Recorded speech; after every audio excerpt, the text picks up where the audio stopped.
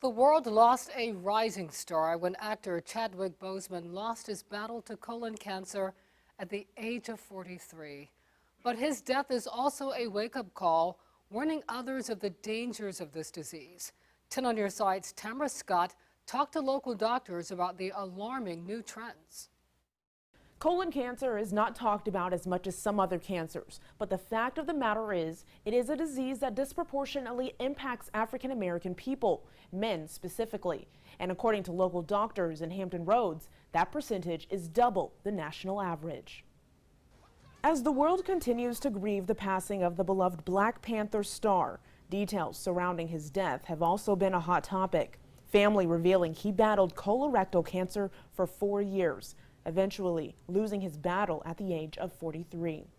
Local doctor Glenn Arlick says that has become more common. Colon cancer is not an old person disease. It is actually can be in young people. We're seeing it more and more. More and more in our area. In 2015, Hampton Roads was identified as a hot spot in our country. There are symptoms to look for, like blood in the stool, fatigue, and abdominal pain, but because the problem is by the time you start having symptoms, abdominal pain, anemia, blood in the stool, it can be advanced, and then the chance of surgical cure is much lower. Centera says in Norfolk alone, there is a significantly higher number of deaths by this cancer in Black people than white people. Dr. Gregory Fitzharris says there are a lot of factors. And I think it's multifactorial.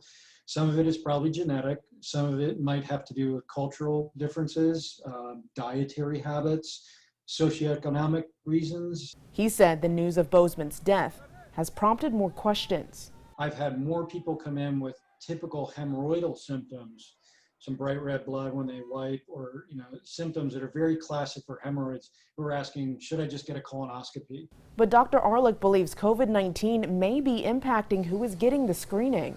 One of my concerns is going to be that people aren't going to get the routine care because of COVID, because of fear of getting sick, or because they can't afford it. These experts believe catching it early is the key to survival. Something else important to point out here, Dr. Arlick says they have recommended getting a screening 10 years before the diagnosis of a first relative. So, for example, if your dad was diagnosed when he was 40, then they recommend start screening at 30.